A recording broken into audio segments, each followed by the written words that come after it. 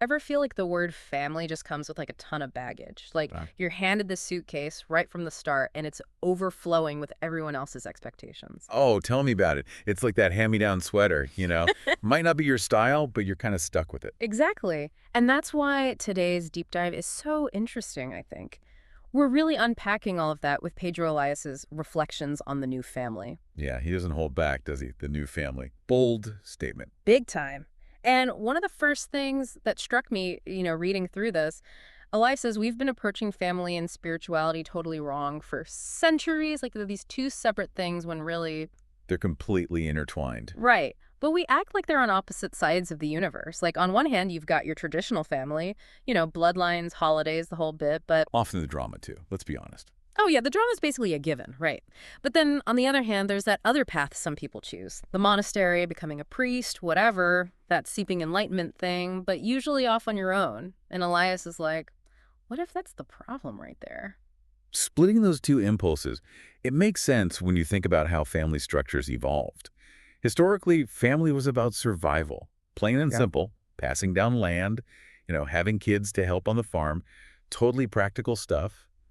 And yeah, religion, spirituality, that was its own thing. And we've lost something because of it, haven't we? I mean, Elias even says it straight up lost potential. We've limited ourselves by keeping these worlds separate. He does love a good metaphor, too.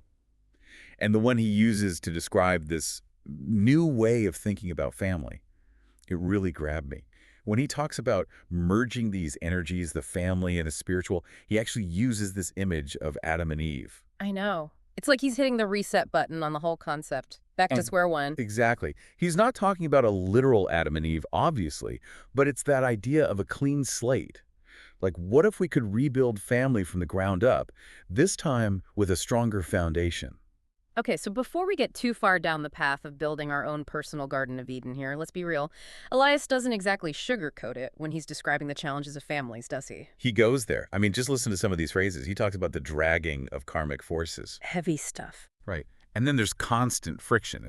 So he's saying even when people are trying their best, families can become these breeding grounds for like unhealthy attachments, power struggles, you name it. It's like we inherit more than just Aunt Edna's china cabinet. Mhm. Sometimes it's those invisible patterns, those ways of relating that we pick up without even realizing. Exactly. And then he goes on to say that there is this unrestrained desire to possess within families. And honestly, that one hit me kind of hard. It's like, are we doomed to just repeat these cycles? So is he saying all families are destined for dysfunction? Should we all just, like, become hermits and call it a day? What's the alternative? That's where things get really interesting, actually. Because Elias isn't saying we ditch family altogether. It's more like, Yeah.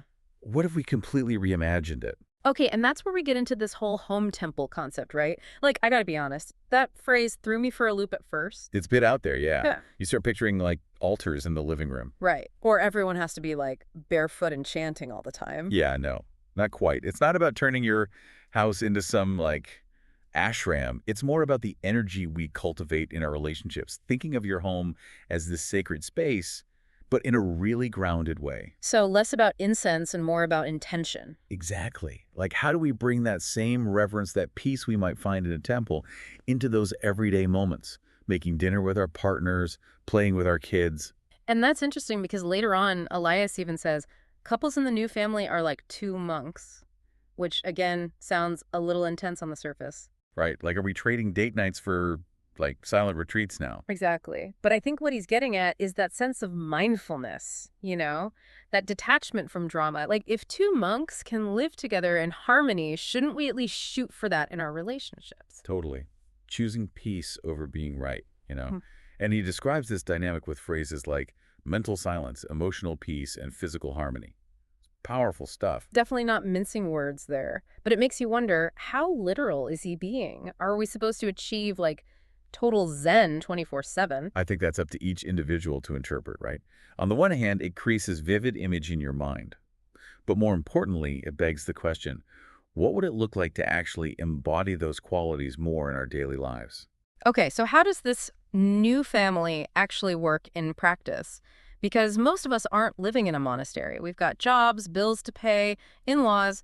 How do we make this whole thing relatable? Well, one key difference is how Elias views the foundation of relationships. He's all about prioritizing spiritual affinity over what he calls karmic ties. Okay, I have to admit, that one sounds a little, out there for me. Yeah. What are karmic ties exactly? So, you know those relationships where it's like no matter how hard you try to move on, you just keep getting pulled back in? Oh yeah, been there. The Yeah. relationship equivalent of quicksand. Exactly. It's like you've got unfinished business from a past life or something. Yeah. But Elias is suggesting that in the new family, those karmic ties aren't the glue that holds things together. It's about finding someone who you resonate with on a soul level, right here, right now. Yeah. So shared values, a common purpose, instead of just trying to work through past baggage. Right. And that ties into another one of Elias's big ideas, the shift from horizontal to vertical family lines. Okay, I'm going to need a visual aid for this one. Horizontal versus vertical. Think of it like this. Horizontal is your traditional family structure. Parents, siblings, all those blood relations. Got it. The classic family reunion. But Elias says the new family is more vertical. Like, we need to expand our view beyond just those immediate ties. So looking back at our ancestors, like a spiritual family tree. Exactly. It's about recognizing the influence of those who came before us, the energy they passed down. And that includes our chosen mentors, teachers, anyone who's helped shape who we are today. So it's less about who shares our DNA and more about who shares our values, those guiding lights, whether they're blood relatives or not. Yes. It's about building a family that nourishes your soul on the deepest level. And this actually leads to another point that might surprise people. Elias talks about children as conscious choices. Yeah, this is a big one. Elias isn't saying people shouldn't have kids. It's more about really questioning our motivations. Are we bringing new life into the world from a place of love, intention, or is it just what's expected? Right. And that level of responsibility, it's not something everyone's ready for. Which is exactly Elias's point. This new family model, it requires a different level of awareness, a willingness to do our own inner work. And that's not always easy, which I think leads us to the catch. There's always a catch, isn't there?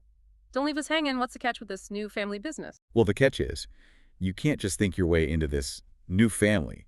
You have to kind of become the kind of person who can create it. And Elias is really big on this whole self-awareness thing, confronting your own baggage before you drag it into someone else's life. So it's like he's saying, before you even think about finding the right person, work on becoming the right person. Yes. Yeah. 100%. And that's actually where things get really interesting for me. Because, see, Elias doesn't really believe we have total control over finding this new family. Like, he uses this word interception, like something that just happens. Okay, now you're going to lose me. Are we talking destiny here? Like preordained soulmates, that kind of thing? I thought we were past that. I think it's less about destiny and more about becoming a vibrational match for what you desire. Right. Like, think about it this way. You could spend all day, every day, searching for the perfect house. Or the perfect partner, or the perfect job. Right. But if you haven't really addressed your own needs, if you don't even know what you're looking for deep down, you might not even recognize it when it shows up. So it's not just about finding the new family. It's about becoming someone who's actually capable of creating it. That's the gist of it. It's about embodying those qualities of like mental silence, emotional peace, those things we were talking about.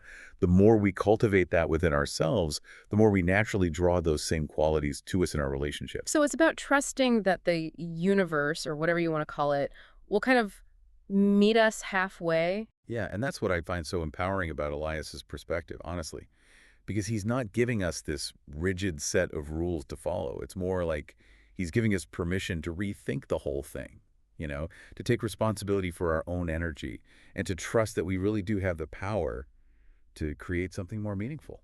It's a lot to process, I gotta say. But it's also, like you said, it's hopeful. If we're willing to do the work to challenge those old patterns, maybe, just maybe, we can create a different kind of future for ourselves and for our families. It's a beautiful vision, isn't it?